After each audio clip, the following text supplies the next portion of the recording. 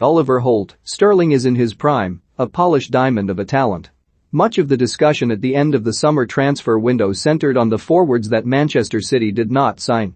Harry Kane was the most prominent among them. His desire to move to the Etihad Stadium thwarted by the obstinacy of Spurs chairman, Daniel Levy, who refused to bow to City's tens of millions or accede to his star striker's wishes.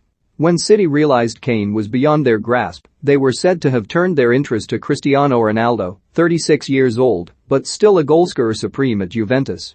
Quite how strong that interest was remains a moot point, but Ronaldo slipped from their grasp too, choosing to listen to the entreaties of Sir Alex Ferguson and others and return to his former home at Old Trafford. Noting City's absence of a recognized centre-forward, Sergio Aguero departed for Barcelona in the close season. Many revised their opinion that Pep Guardiola's side would retain their Premier League title this season and switched horses to Chelsea or Liverpool.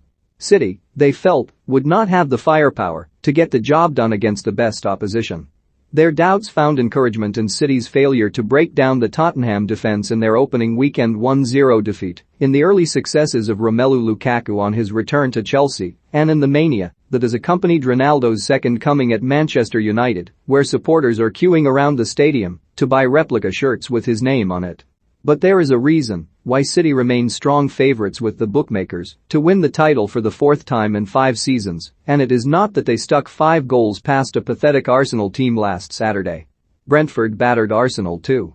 Beating that once proud club these days is merely a sign you have a modicum of desire and cohesion. Nothing more.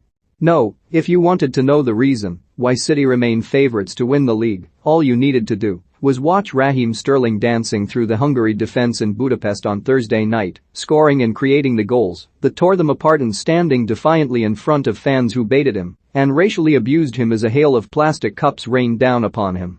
Sterling was England's most dangerous and effective attacker throughout this summer's European Championship, and he continued in that form in the fourth of England's qualifiers for next year's World Cup. There were suggestions that he might leave City in the last transfer window, but they are fortunate that he is still there.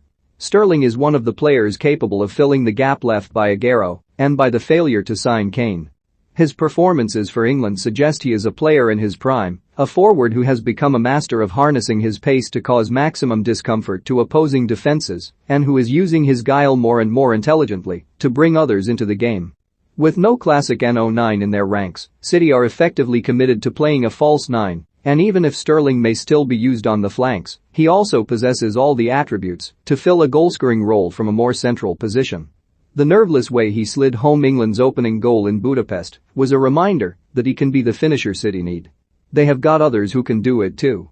Ferran Torres has been in good form at the start of this season, and even if Gabriel Jesus is enjoying playing in a wider role, he has the ability to play more centrally for City too.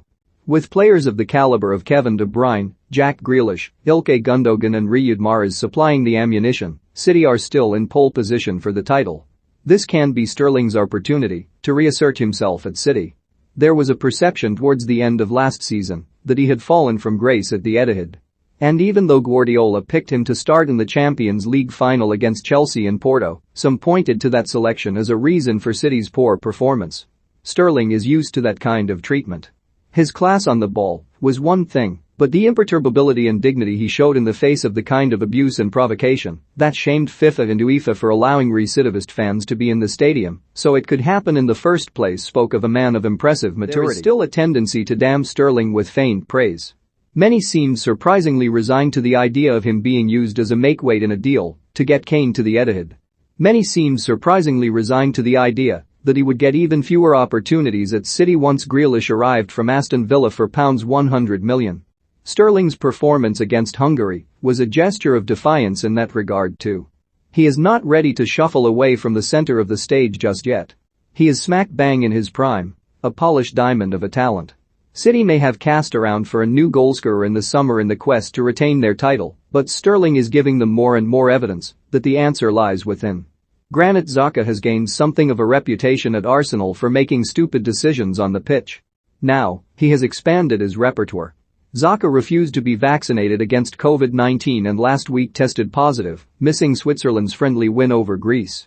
He is, at least, unlikely to miss any Arsenal games as a result.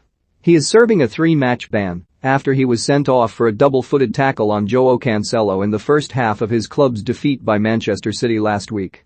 Emma Raducanu was ranked 366 in the world before she played at Wimbledon in June. After a succession of fine performances, the Briton, 18, was criticized by some for being a choker when she retired with breathing difficulties in a loss to Ajla Tomljanovic in the fourth round.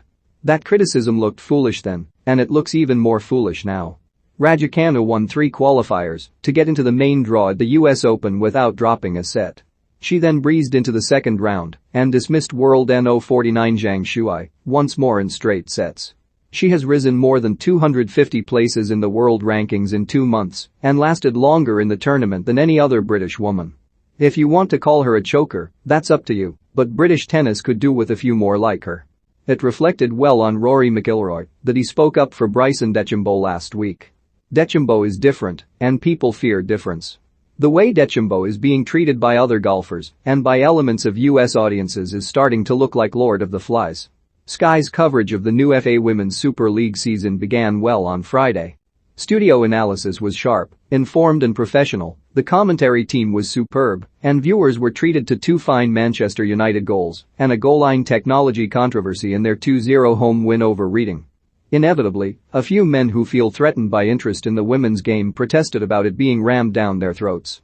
The advice to those men remains the same: if you don't like it, do us all a favor and get dinner ready.